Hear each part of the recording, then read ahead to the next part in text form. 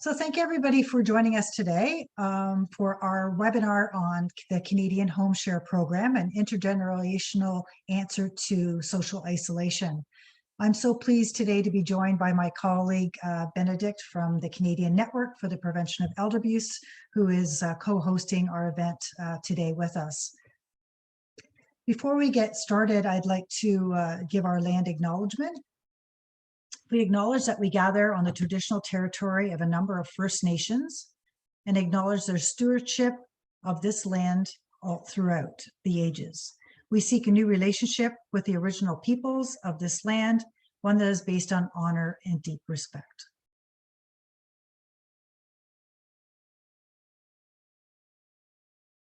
Just a few housekeeping items before we get started.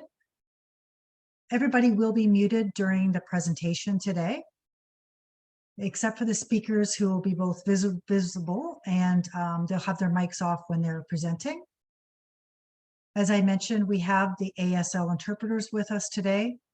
You can make that screen larger, or you can pin them on your screen to make sure that they're always visible on your desktop. And again, you can adjust that image by pulling across the thin line between the images and the PowerPoint to make the speakers larger on your screen.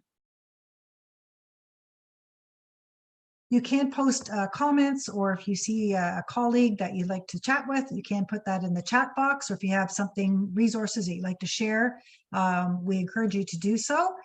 If you have a specific question of our speakers as we go along in the presentation, please post that in the Q&A box to make sure that we don't miss your question, because they are important and we want to make sure that we get time to address them. As I mentioned, the webinar is being recorded and will be available on both Elder Abuse Prevention Ontario's website and the Canadian Network's website within the next few days. And after the presentation, we would appreciate your feedback on the session. There is an evaluation that might pop up on your screen, and it'll also be a reminder in an email that's sent to you to complete that short questionnaire just to give us your feedback. It does help us plan future events, and we take those into consideration when we're looking forward to other initiatives that we want to plan. And just lastly, we do respect people's privacy and confidentiality in these public forums. So if you do have a confidential issue or a matter that you would like to address, we do encourage you to reach out to myself or CNPA if you want to have further discussions about a situation or circumstance where we can help you and assist you more privately in that circumstance.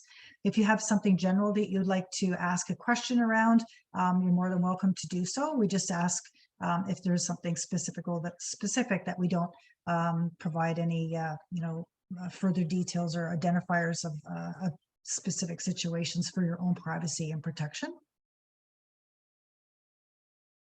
So for those who are just joining us for the first time, Elder Abuse Prevention Ontario is a nonprofit organization, and our mission is to make sure seniors feel free, safe, and respected in our communities.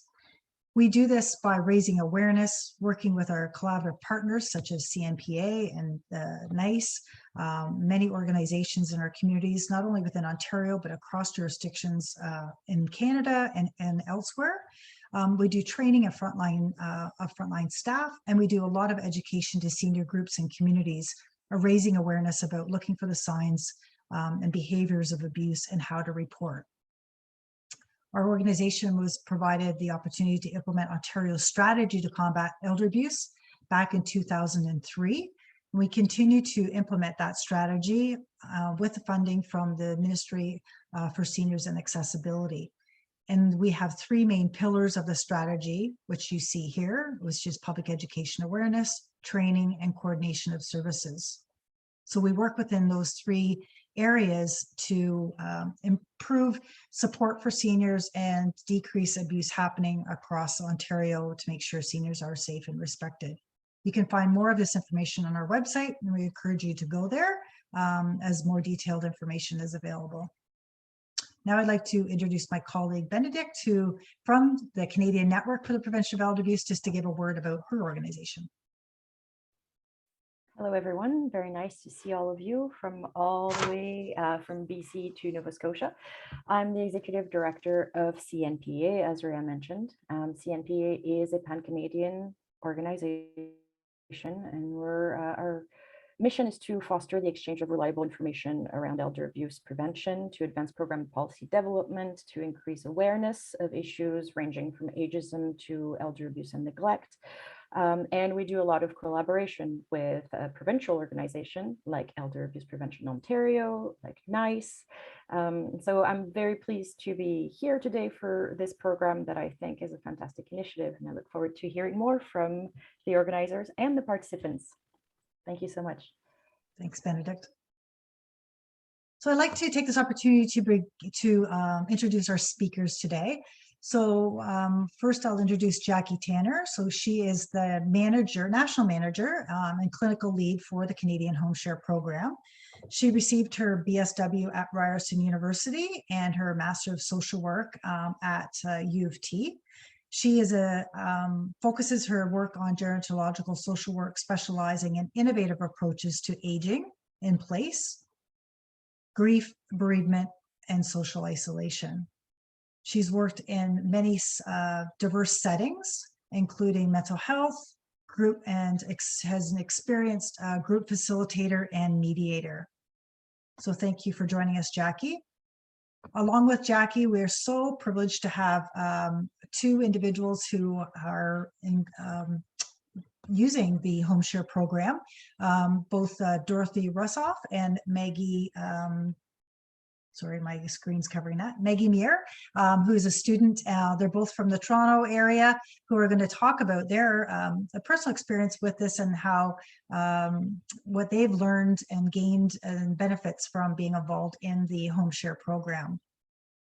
And we are also joined by Raza Mirza, who is also assistant professor from the University of Toronto for the Institute for Life Course and Aging, and the network manager for the National Initiative for the Care of the Elderly. Raza, he received his Master's of Science and a doctoral degree from the Pharmaceutical Sciences at the University of Toronto. He has expertise in teaching. His interests are research methods, medical decision-making, biosocial determinants of health, and persons aging with chronic illness and factors influencing later life, social and mental and physical well-being. I've had the opportunity of working with Raza on many occasions, so I'm so pleased that he's here, and I know this program is near and dear to his heart, and has been expanding this across the country. So we look forward to this presentation today from all of our speakers to learn much more about it and how we can all get involved and promote it and inform other maybe seniors and students in our areas how they can reach out and learn more and get maybe signed up for the program today. So I'm going to stop my screen and invite Jackie to share her screen and take over the presentation. Great, thank you so much. Okay.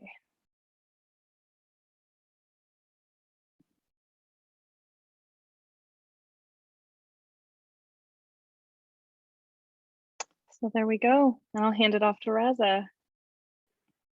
Thank you very much for the very warm welcome.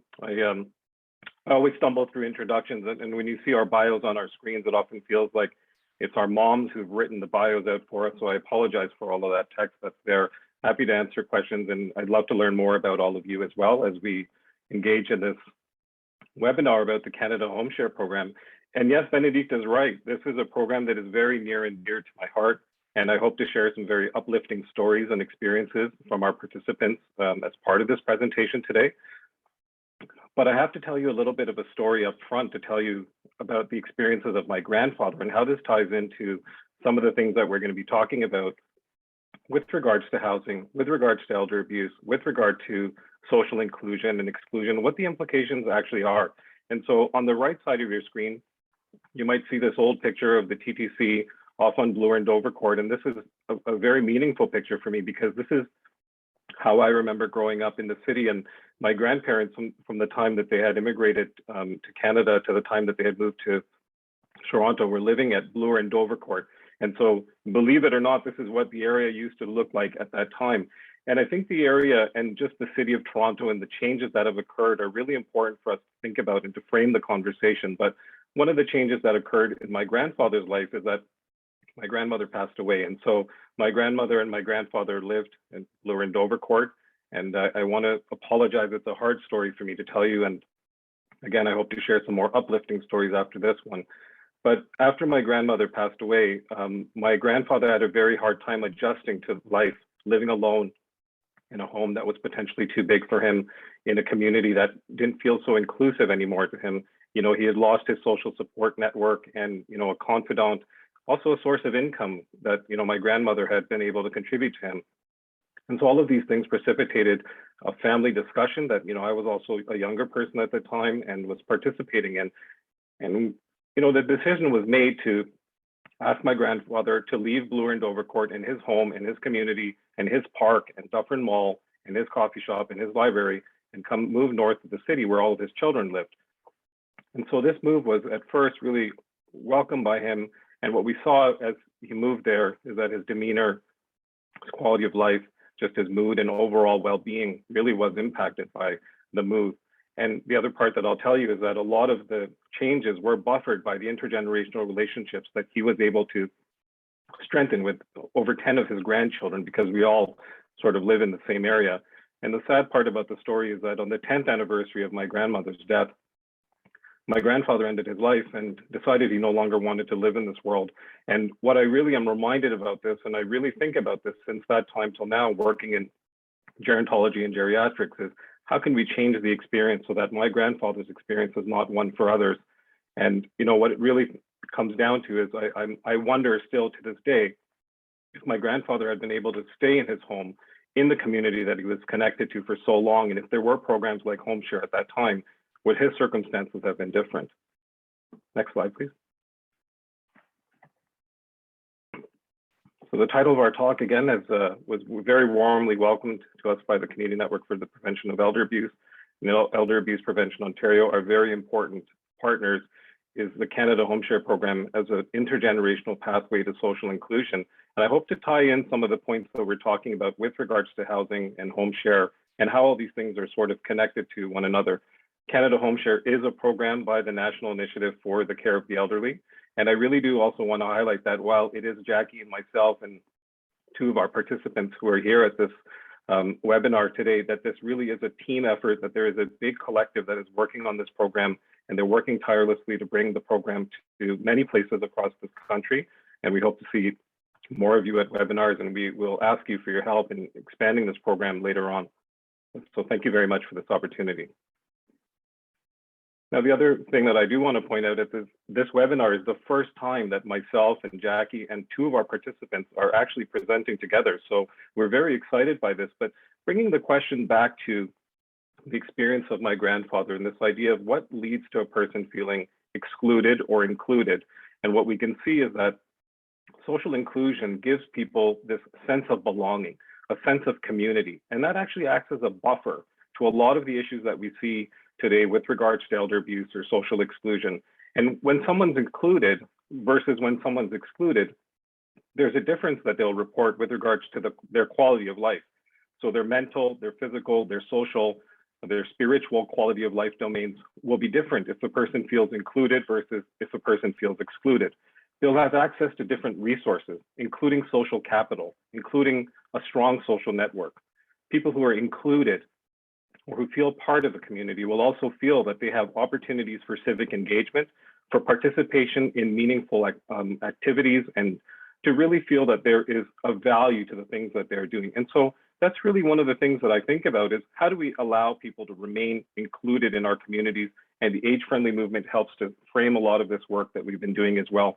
But the individual who's socially excluded oftentimes shares the same characteristics and risk factors with somebody who's at risk for elder abuse.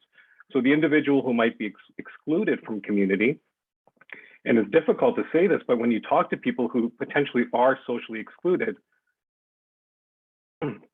what they say is, well, it feels as if though there's been a social rupture. And a social rupture oftentimes happens because there's life-altering events that are taking place in people's lives as they grow older. So they're losing a loved one, they have a health condition, they have a mobility issue, they're no longer working and going through retirement. And so these social ruptures can sometimes lead to things like higher depression scores, their activities of daily living or instrumental activities of daily living needs not being met, not feeling safe to the people who are around them, being a widower, being widowed or divorced later in life, and actually being female. And so a little bit of a profile starts to emerge in terms of who could be at risk for things like elder abuse, but also for social exclusion or social isolation, as we'll talk about later as well. And the individual who is socially included, for example, is feeling a part of the community, does have very strong interpersonal relationships, does report feeling a sense of safety and security, not only in their community, but also in their home, and that their activities of daily living and instrumental activities of daily living needs are being met. But most importantly, they feel connected, not only to the people that are close to them, but also to their community at large. Next slide, please. And so what this leads us into thinking about is, well, how does all of this potentially tie into housing? Well, it ties into housing. And if you think back to my example about my grandfather, he had made a very active decision to live at Bloor and Dovercourt because it was going to connect him to resources, health and social services, to his community, to the friends that he was connected to his place of worship, and other places that, again, he had made a very active decision that this is where he would like to live. But what we see in the headlines is that, well, there's a little bit of tension, especially around housing as a scarce resource. And when we think of the scarce resources, such as healthcare, we think about things like employment. We think about places like the housing market and the labor market. What we start to see is that there's a generational tension that the headlines start to highlight for us. You know, how baby boomers are breaking Canada's real estate market. You know, the fact that young people are way more likely to experience unaffordability. Well, that suggests that older people don't necessarily face these issues of affordability. The other headlines also highlight things that, well, instead of having generational tension over these scarce resources, maybe the way forward really is building generational solidarity. You know, one of the things that we've learned over the pandemic is that many of our social support networks are much weaker than we had expected, and that generational ties can help address things like social isolation and loneliness. The other point that I want to highlight here is that when we think about the housing market, or where my grandfather or other people would have potentially gone if they had moved from their home in their community, well, it's a residential living or a communal living or a long-term care home. And what I can highlight to you again from one of these headlines is that 10 to 15% of older adults who are in residential care living or in long-term care are there not because they have complex healthcare needs and need 24/7 care, is because their emotional and social needs are not being met in the community. And that to me, again, signals a real opportunity for us. Next slide, please. And so when we start to think about these older adults in our communities and also our future selves and where we want to live, what the statistics tell us is that between 92% of individuals who are older adults, 65 plus, between 92 and 95% of them want to stay in their home and in their community. And the longer they've been in their home, the more likely it is they want to stay in their home. And the next question really to think about is, how can we help support people to be able to stay in their homes and communities longer? And what is it that they really need to allow them to be able to do that? Okay, so next slide, please. And so when we start to unpack some of the numbers, and this is the Toronto example and really the basis for a lot of the work that we did with the Toronto HomeShare program, which is now evolved into the Canada HomeShare program, what you see is that there's a growing number of diverse older adults and their needs are very, very different, especially as they're growing older. The other point that I really want to raise here is that the issues around the housing crisis and affordability, which I'll talk about in 2 slides from now, really is a matter of bad policymaking, bad resource allocation from generations ago that are now impacting the older generation today. And the reason for that is because we have done a lot of our planning for resources, services, and programs one generation at a time. And so what we can see here is that there is a growing number of older adults, but for demographers and others who have been in this space, this is not a surprise. What is a surprise is the poor planning that has taken place. And what we can see is that over the next 20 years, you're going to see a growth in this population by 60%. And wait times for long-term care and wait times for other places really are very long right now, and potentially not places where older adults want to be. Let's keep in mind this statistic: 92 to 95% of individuals want to stay in their homes and communities. Now, if we unpack this a little bit more, what we see is that, well, there's an income issue. For a lot of these people who want to stay in their homes, they actually earn between $15,000 to $25,000, which means that they're very close at the lower end to the low income cutoff. It's also a gendered issue. So you can see that many of the individuals who are in our communities, this is a Toronto example, but very reflective of many big cities across this country, they are, primarily older women. But here's the opportunity here. 66% of them own their home, and this is a great asset for them to have.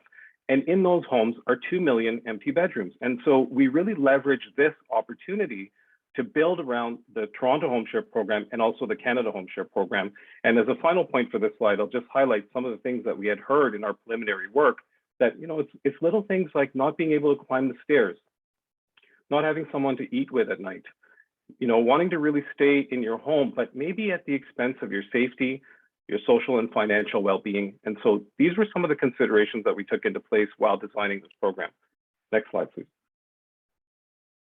And in designing this program, it actually came from a recommendation from the Toronto Senior Strategy. And the Toronto Senior Strategy is really has been architected by people like Andrea Austin, Councillor Matlow, and Dr. Samir Sinha, who've really championed some of the causes here, including the one around the Toronto HomeShare program and now the evolution to the Canada HomeShare program. And the Toronto Senior Strategy had made a recommendation back in 2018 to say, well, we would like to address social isolation, the issues around intergenerational engagement, because, well, there's not enough intergenerational engagement.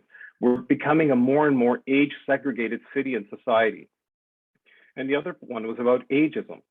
So ageism, social isolation, intergenerational engagement were supposed to be the foundation aspects of a new HomeShare program in the City of Toronto. Next slide, please.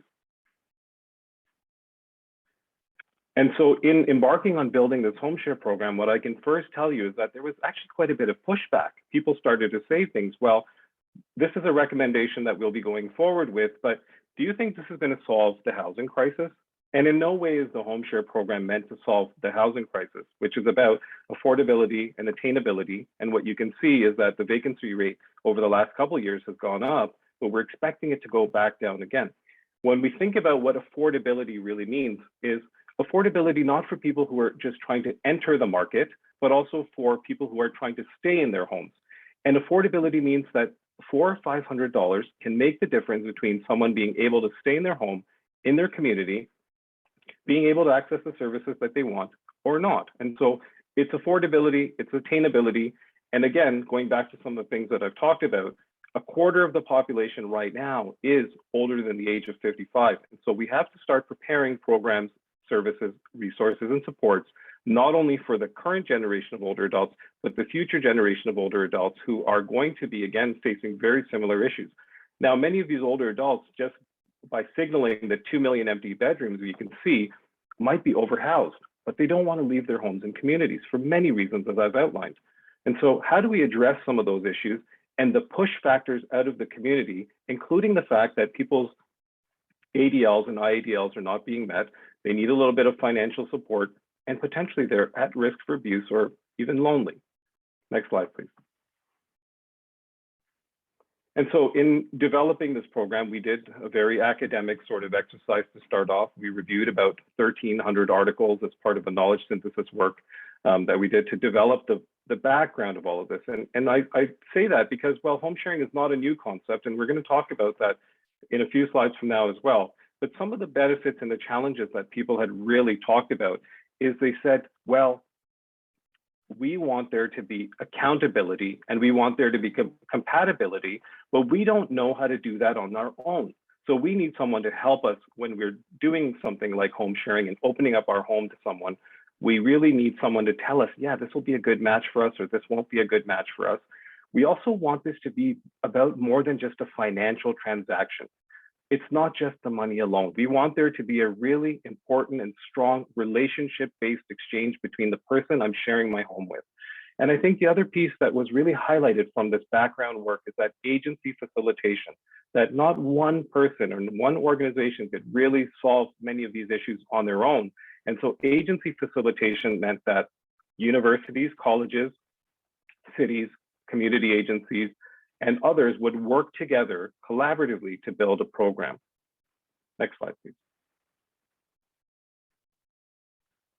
And so the Canada HomeShare model, again, as it used to be, the Toronto HomeShare program, started off by designing something called a facilitated HomeShare model. The facilitated HomeShare model is different from a referral model. And the question always is, well, why can't an older adult just post something on Facebook Marketplace or Kijiji or in their local library and meet somebody and do this on their own? Well, the questions around safety, security, accountability, compatibility all come up. And so in this program, it's facilitated because people like my colleague, Jackie Tanner, facilitate the matching, the accountability, making sure that the home is audited for safety and security, and that it is a really good match that is made by real people and real social workers, as you'll hear about shortly.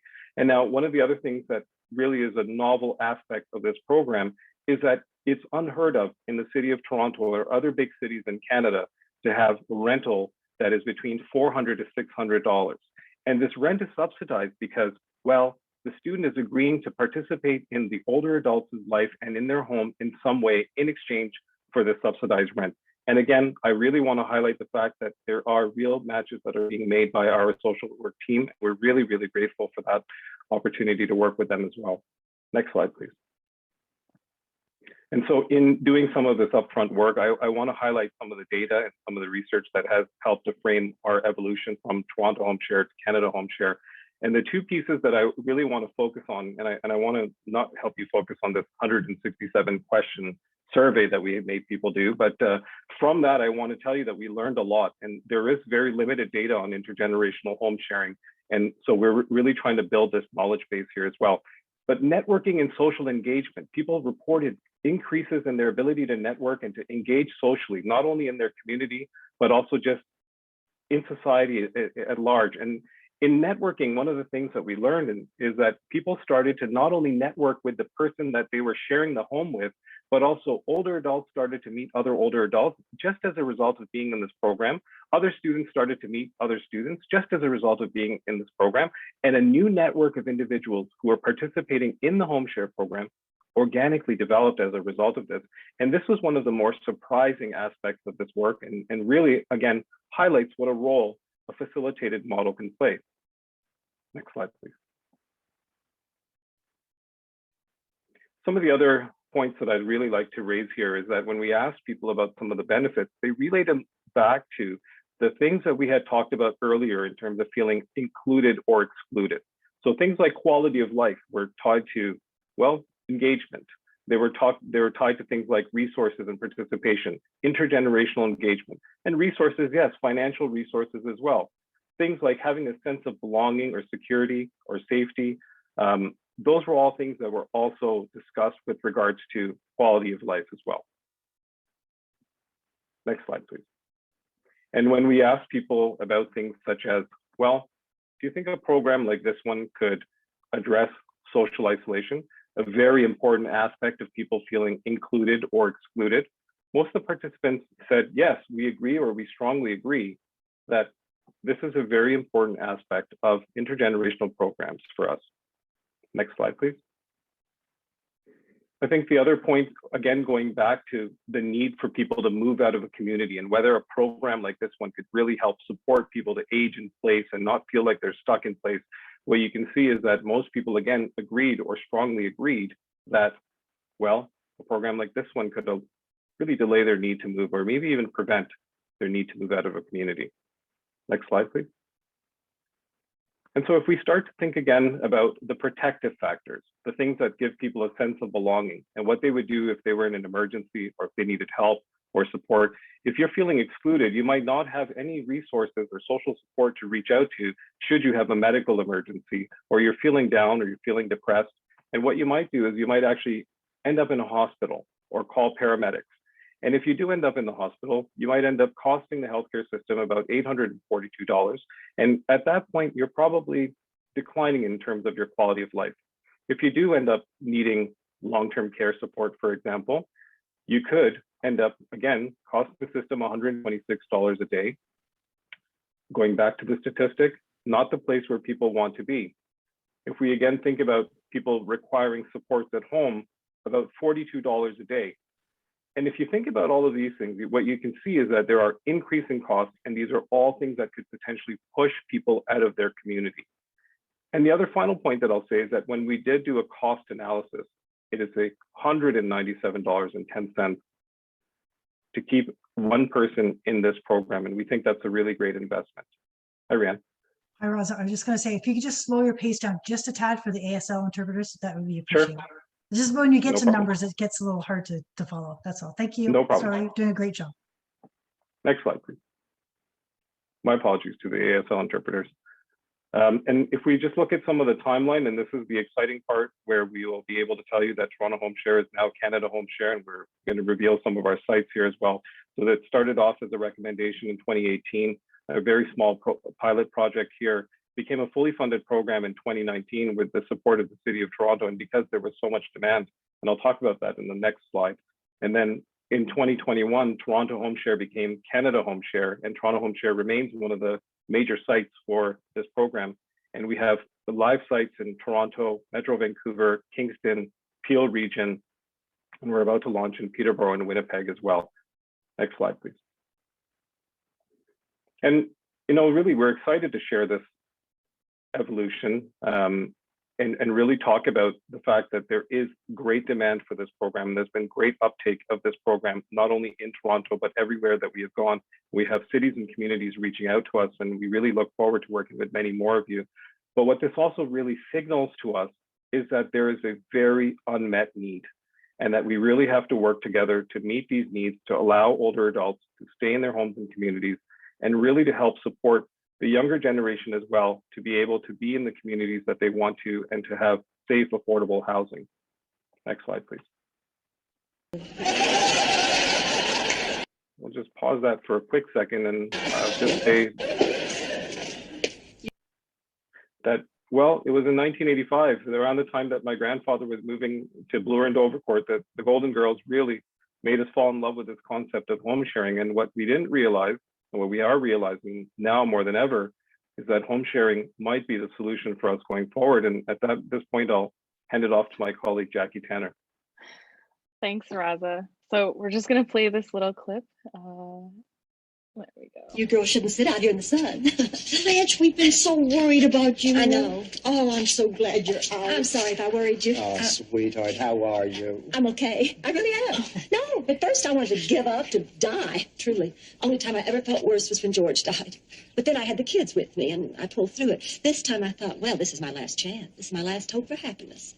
I just thought I'd never feel good again. How long is this story? I'm 80. I have to plan.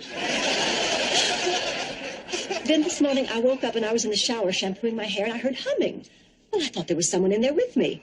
No, it was me. I was humming. And humming means I'm feeling good. And then I realized I was feeling good because of you. You made the difference. You're my family. And you make me happy to be alive. Let's all drive to Coconut Grove for lunch. Okay. My treat. We'll have to celebrate. What, that she came out of her room? That we're together. And that no matter what happens, even if we all get married, we'll stick together. We'll need a much bigger house. Sure, Rose. After lunch, you can pick up the lumber. Ma, you want to join us? Nope. I gotta rest. I got a date tonight. With whom? The fancy man and I are going to the dog track. Your mother bets? No, she rides. She's a dog jockey. Let's go. So, thank you so much, Raza. Did you have anything else that you wanted to add before we move on? No, I'll just say that, you know, you'll give us a little bit more of a breakdown of how the HomeShare program works and what the facilitated model looks like. And again, really grateful to work with you. Sure, of course, thank you. So we played that clip because I think that between the Golden Girls and Grace and Frankie and all of the other home sharing models we've seen over the years, we see that it really does work to solve a problem. And the intergenerational model that we use at Canada HomeShare is, like Raza said, leveraging those 2 million empty bedrooms to solve another problem for students facing affordable housing problems in the cities where they're going to school. So I'm just going to walk you quickly through the process of Canada HomeShare and give you a little bit more information about how we do our jobs and how we make our matches. So it all begins with an online application that's available on our website. So here, following that, you would have a virtual interview with a social worker. So every pilot site of Canada HomeShare has social workers that are working locally that will meet you and get to know what you're interested in, answer any questions, go over anything, if there's any concerns, things like that. Every home gets an in-person home visit for safety from that social worker. All of the participants in Canada HomeShare must pass a vulnerable sector screening police reference check before they can enter the matching pool. So following the virtual interview, the home visit, the vulnerable sector check, we also check 3 personal references. You'd enter the matching pool. And then the social workers really sit down with all the data they've collected about all of the participants, and they make some clinical judgments about who might live best with whom. Following that identification of a potential match, you would be invited to meet that potential match in a virtual meeting with the social worker in attendance. If that goes well, the social worker would accompany the student over to the home, so you could meet in person, see the home, and get to know each other further. And then if that goes well and both parties want to go ahead with the match, there's a HomeShare agreement. So the HomeShare agreement is the tailor-made instruction manual for each individual HomeShare match. So it goes over the use of the home, any allergies, any preferences, the timing of the tasks. And then following the move-in, you receive check-ins and have access to your social worker for the duration of your match. And the timing of these steps is really up to the participants. There's no rush. We understand that for some people, home sharing is a new concept, and we want to be there to support you, make sure it's feeling good the whole time.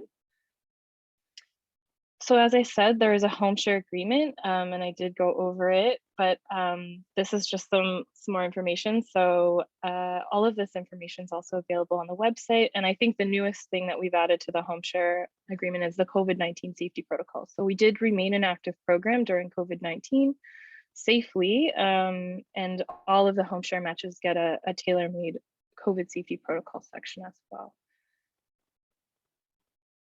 So what might Canada HomeShare students do? So I think it's important to remember that in the facilitated model that we're using at Canada HomeShare, it is a give-take relationship. It's not a caregiving role that these students are committing to. So students can help with running errands, things like shopping, light household chores, snow maintenance, lawn and yard maintenance, meal prep, cooking, technical assistance. And I think that Maggie and Dorothy will be able to talk a little bit about what it's like to live in a match better than I can. But as I said, they can't replace a caregiver or provide any type of hands-on care or surveillance of their home provider.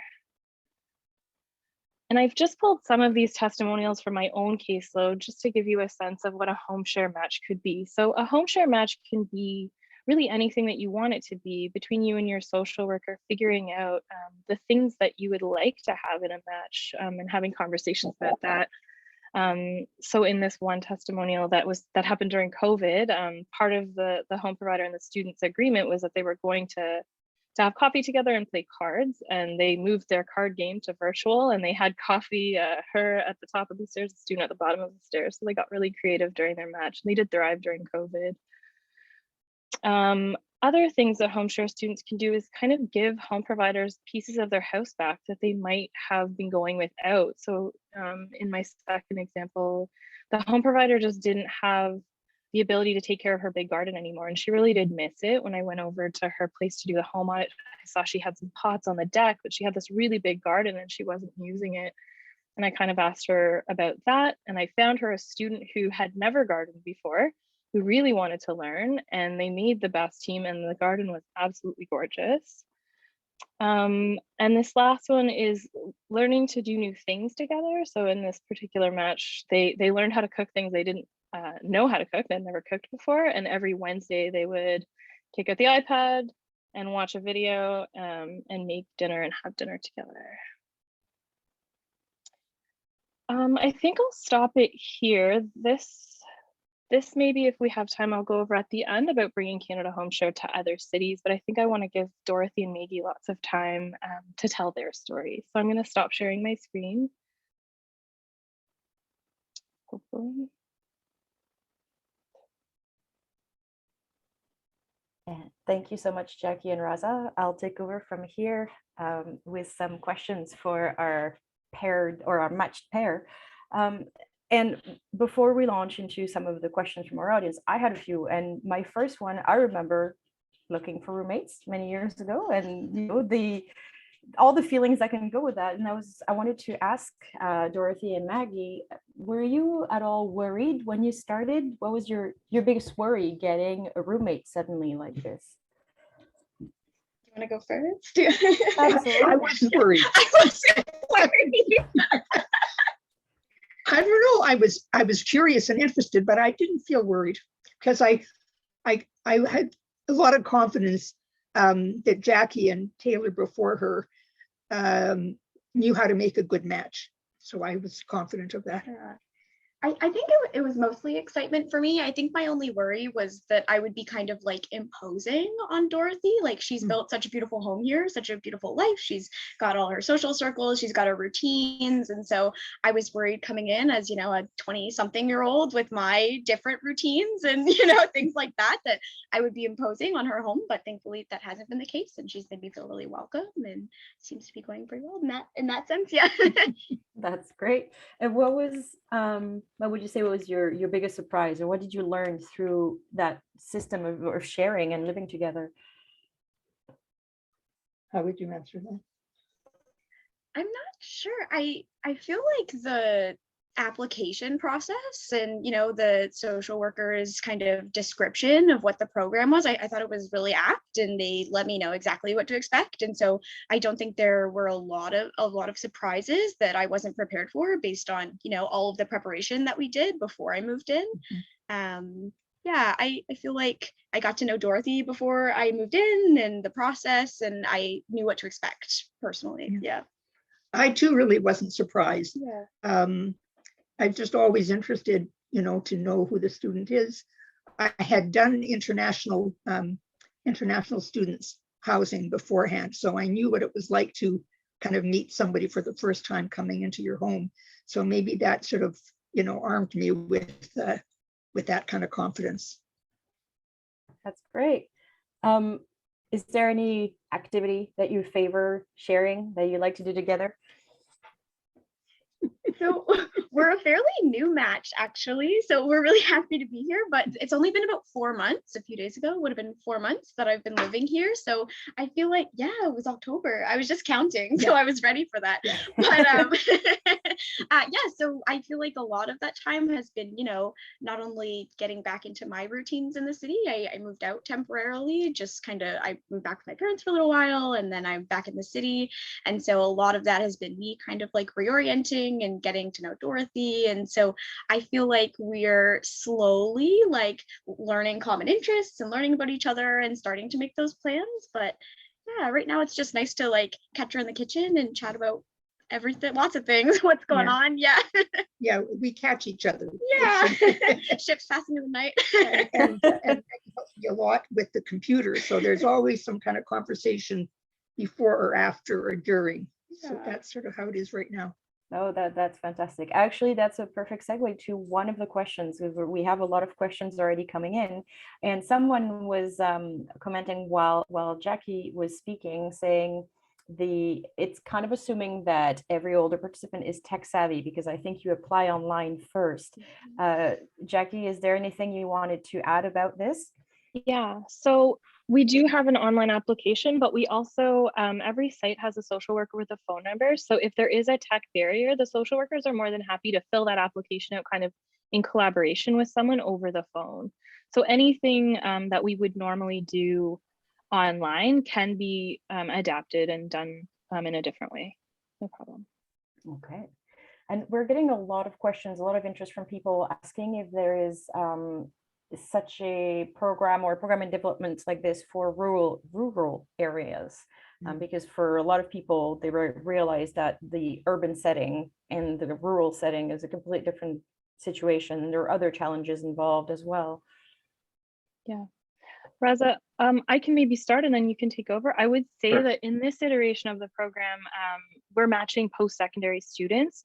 So that's part of our funding structure. So in an urban area, that's where the post-secondary institutions are, but we do get a lot of interest from rural communities, and we're definitely looking into expanding and being able to make all kinds of matches in all kinds of places would be our vision. I do see that rental stock in rural areas, from my experience, is also extremely low and difficult to find, sometimes even more so than in an urban center. So maybe Raza has something to add to that.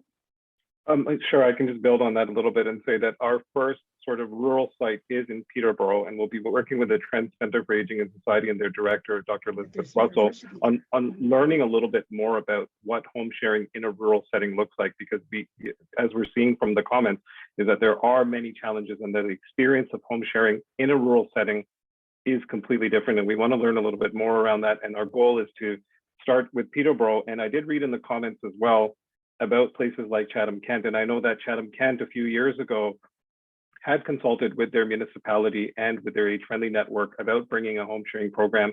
And we hope to revive some of those conversations there. And then the other place where there has been strong interest from is Perth. And so if there is interest from your communities or your organizations, do please reach out to us. And I do want to really highlight something, and this is an important point. We are a not-for-profit. So at this time, there is no cost to the student or the older adult. This is not a for-profit venture. And really what this comes down to is some of the statistics that I pointed out to you earlier, which is what is the difference between an older adult being able to stay in their home and their community. And if it's a matter of $400 and $500 between someone staying in their home or not, we don't want to add to that by charging an exorbitant amount of money. And so we'd like to keep this free or as low cost as possible for as long as possible. Another question I have for you, which was the first one that came in, was a bit more technical. It's about how is the rent coming from a home share program? How is it treated in terms of taxation and in terms of the GIS? Raza? So one of the things that we've learned, again, as part of this, is that this is below market rent. And so it potentially is treated a little bit differently by the Canada Revenue Agency. And so while we aren't experts in this area, we do ask people to meet with their financial advisors and to think about what the implications for this are with regards to things like GIS, because if you go over a certain income threshold as a result of you earning between $4,800 and $7,200, then that there might be implications for a guaranteed income supplement. But again, it is below market rent, and it is an additional support for older adults, and something definitely to talk to an advisor about. I can speak to my caseload a little bit. I've had a couple of older adults on mine that they couldn't take the 400s, but they could take 3. So the student pays the rent directly to the home provider. So it's possible that it could be, the amount could be changed if that's the difference between being able to participate and not. Thank you. We also have several questions regarding whether the program is bilingual or is taking language options into consideration right now, or if maybe that's something in development for the future.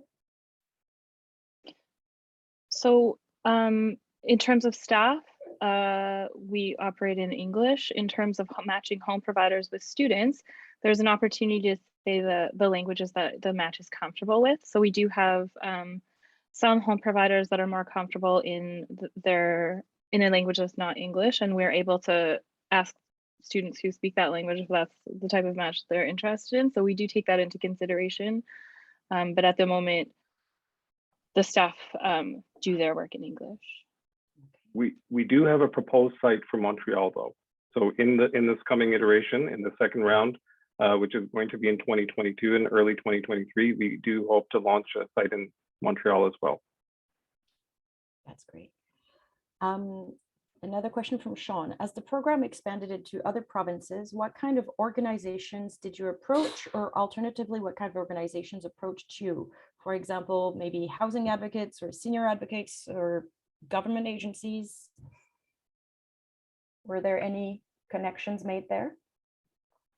think it's been a real mix of organizations, and it's been different across the board and across the country. And this is really, again, something that's really interesting for us, and we're learning a lot here. One of the core groups that we try to assemble at first is an academic partnership, because most universities and colleges have a housing office that we can, again, use as an opportunity to become a gateway for older adults who are looking to share their home, to meet students as well. There's also an additional layer of protection there, because there is a code of conduct that the university often upholds as well. So that's the beginning of our partnerships, is the university, college, the program itself, community agencies, municipal governments, the AgeFriendly Network in a lot of the communities. Places like the United Way have shown lots of interest. And I think that there is, again, just to build on some of these points, to show how diverse a group it is, you can look at some of our advisory committees. So each one of these locations is also guided by an 8 to 15 member advisory committee.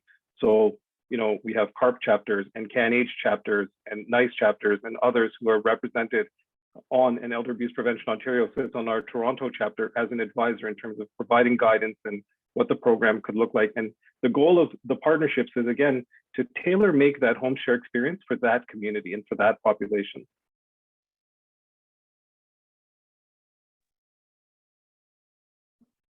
I forgot to unmute for a second there. We have somebody asking, what does it take to start a new location for a home share program in a different place?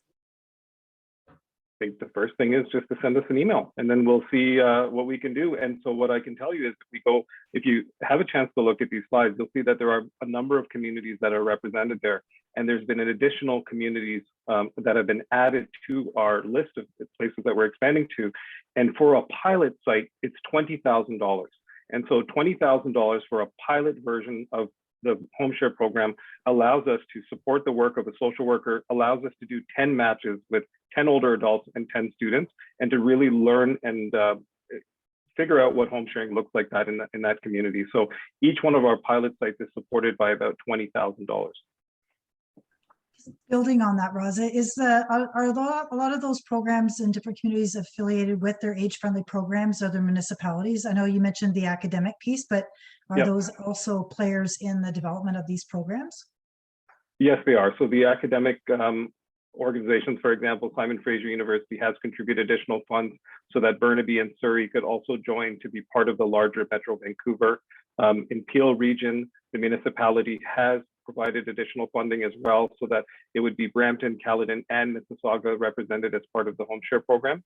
And so that's just two examples of programs and that have expanded as a result of contributions from a university, from a municipality. And to answer your point about the AgeFriendly Network, the AgeFriendly Networks are very active in many of these sites as well. Right.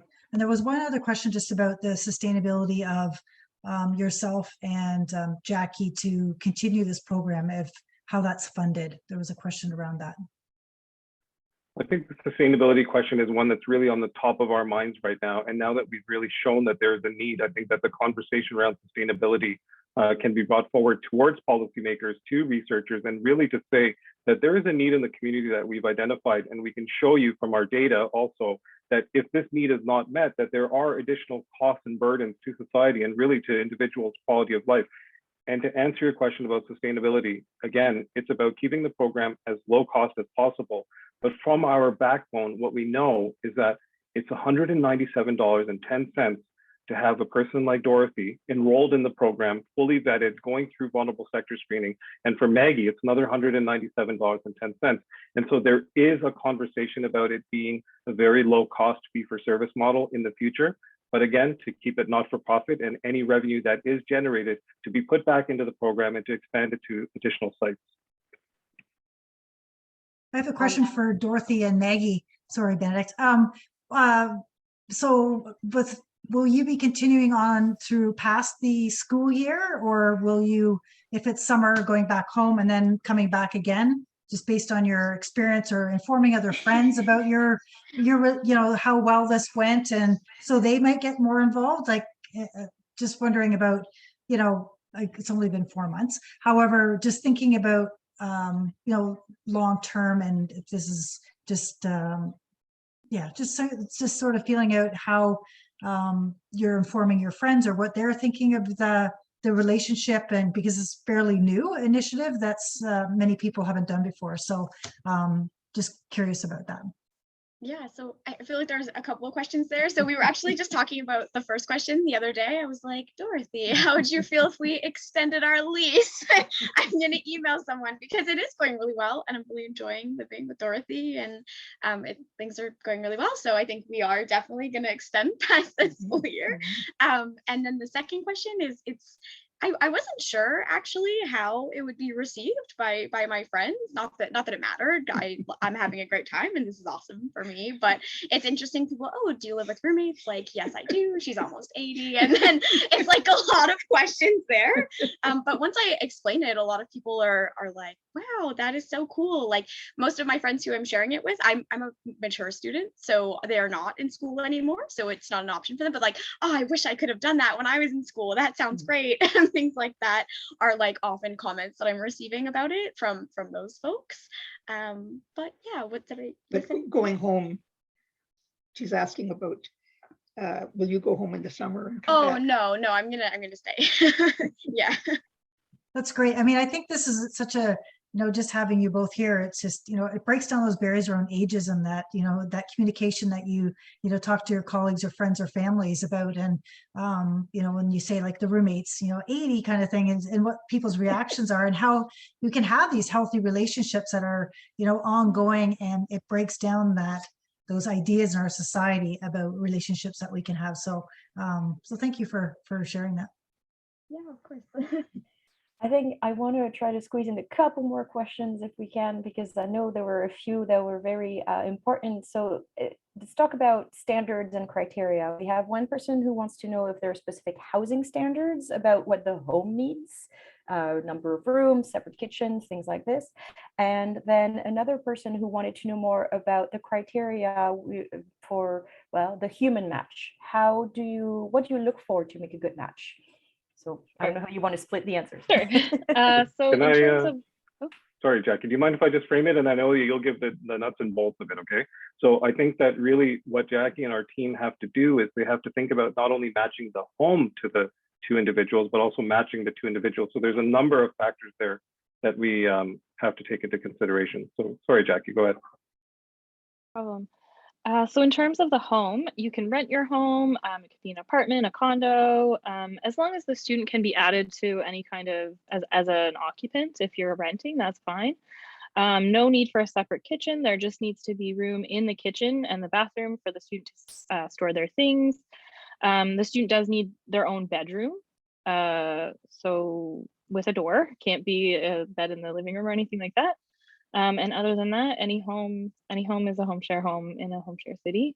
And in terms of matching, so we take the application information, we take the interviews that happen with the social worker, and we have some clinical decisions to make based on a lot of it's, Raza's gonna hate that I said this, but it's gut feeling. So like Taylor Hawking, who made Dorothy and Maggie's match, she just knew they were going to be perfect. And so we have matching meetings. The staff are all trained in how to make good matches, and we collaborate on making them. Ryan, how are we doing for time? Do we have time for more questions, or should we wrap it up?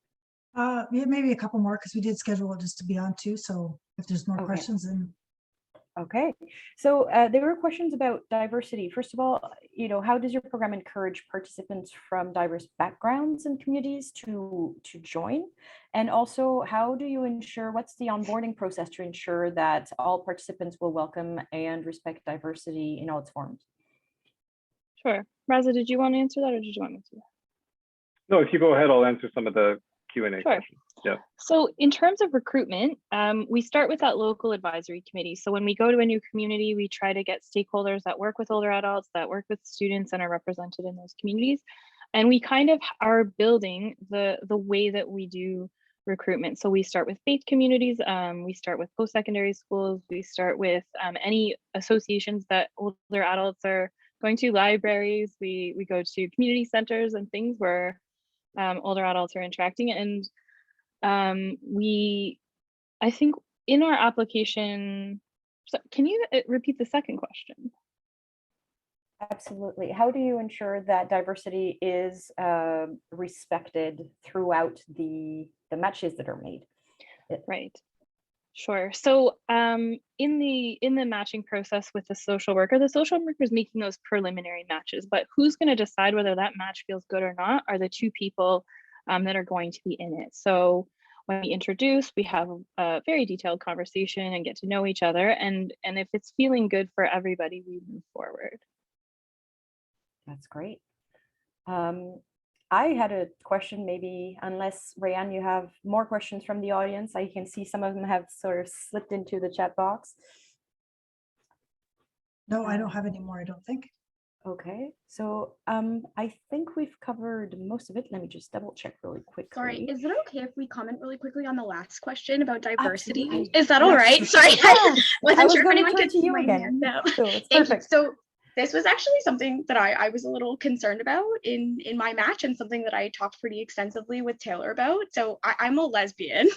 And so this was like, I understand there's a little bit of a rift, and like a generational rift in that. And so I wouldn't want to go into someone's home who wasn't comfortable with that. And that wouldn't make me comfortable. That wouldn't make them comfortable. That wouldn't be kind of an ideal situation for anybody. If I had a partner at the time who was a girl. And so I didn't want that to make anyone feel icky. So that is one way that kind of, she was like, that is something that's really important for me to know. She was really receptive to that. And she specifically was like, Dorothy used to be a professor. She's a very cultured person. She seems to be a very open-minded person, but she was really open about the fact that there were some people in the pool who would not be comfortable with that. And so I think that communication is really important. And yeah, as I said before, I wouldn't want anyone to be uncomfortable in their home, and I wouldn't want to feel uncomfortable there. So I think that, like Jackie was saying, it is detailed enough that and I feel like they create a safe enough space to kind of bring those things to their attention, and just to make sure that everyone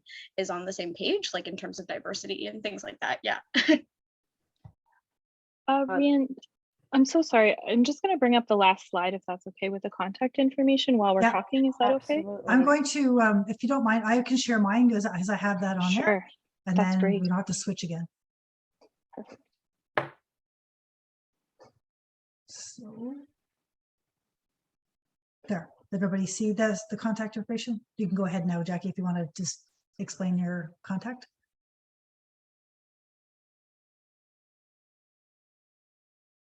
User. So this is the contact information for both Raza and I apologize for the blue on blue on the slide, but maybe we could pass along the information in another way. I'm so sorry, but it's CanadaHomeShare.com is our website, and Raza and my contact information is on there. Great. And I'll post this also on the website underneath when we post the webinar recording. I'll put the contact information in the written piece as well, so people will have that available as well. Thank you so much. And I guess we could probably turn to our pair for the last question and the last comment.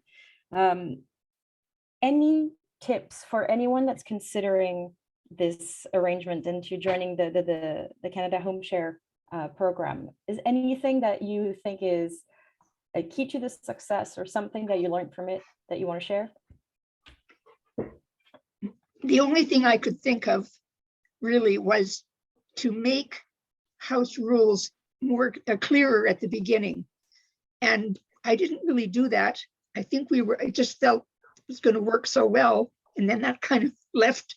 And then so I found myself sort of, each day giving you sort of different instructions. And I thought, oh dear, if only I had covered this at the beginning. But that would be the main thing that I would, as a tip that I would offer. Yeah. I think, yeah, that's a good one. And also, just as I said before, like, I think open communication is really important. I think that is one thing that we did do well, is we kind of created that precedent right at the beginning. Like, if there is something wrong, if there is something that you're feeling uncomfortable about, or something that you don't like that I'm doing, like, and vice versa, I would really appreciate if you just like shared that with me right away, so that I have the opportunity to, like, not do that anymore. And so that's something that I think is going pretty well, is when Dorothy is kind of giving those instructions, or when I've done something and things like that, it's easy to fix right away because we have that open communication. I think if things were kind of like building up and we were kind of just like, well, okay, whatever. I think that would be a lot worse. And so things are resolved pretty quickly, which is nice. Yeah. Amazing. Thank you so much for sharing your experience and for coming on. I'm going to say one more thing, just as I think that especially the home provider has to be fairly flexible, and it's another word I wanted, but because somebody else is coming into your home, they have their own way of doing things and you have your own way of doing things.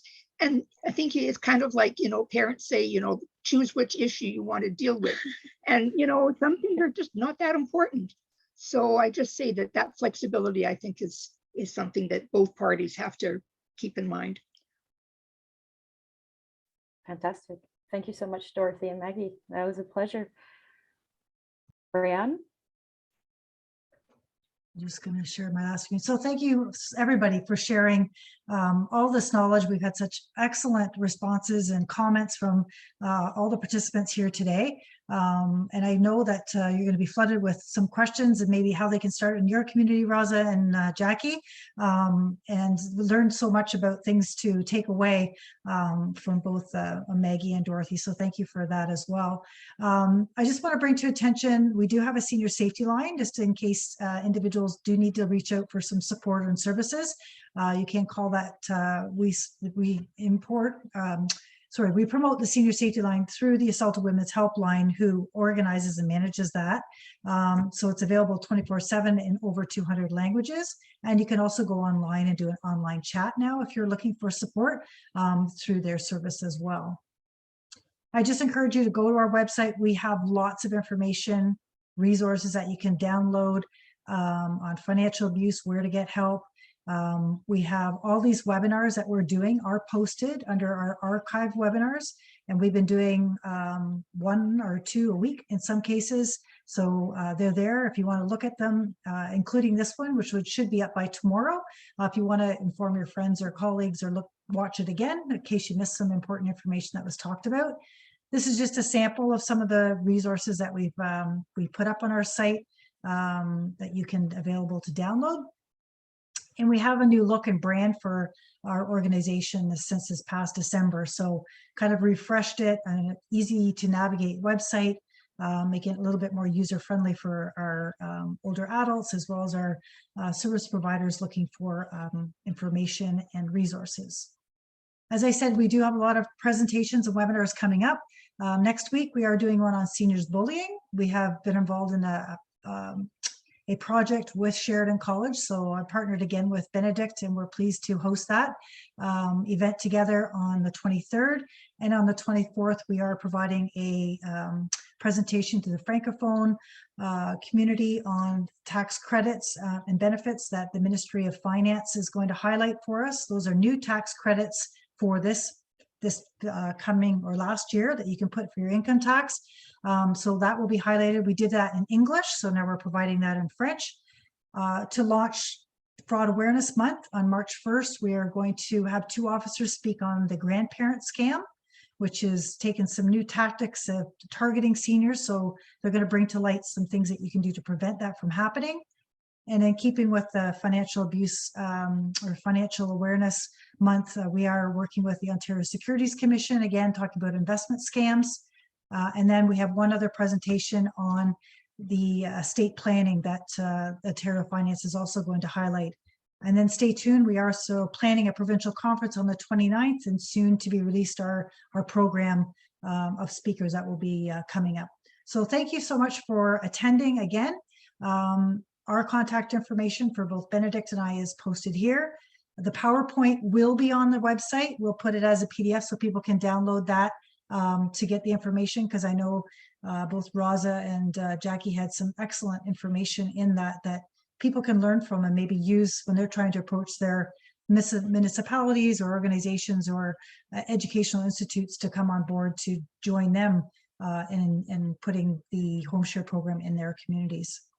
So thank you again for joining us today, and thank you for Benedict for co-hosting, and I wish everybody well, and again, good luck Maggie and Dorothy, and all the best, and thank you to our ASL interpreters for joining us today. Thank you very much.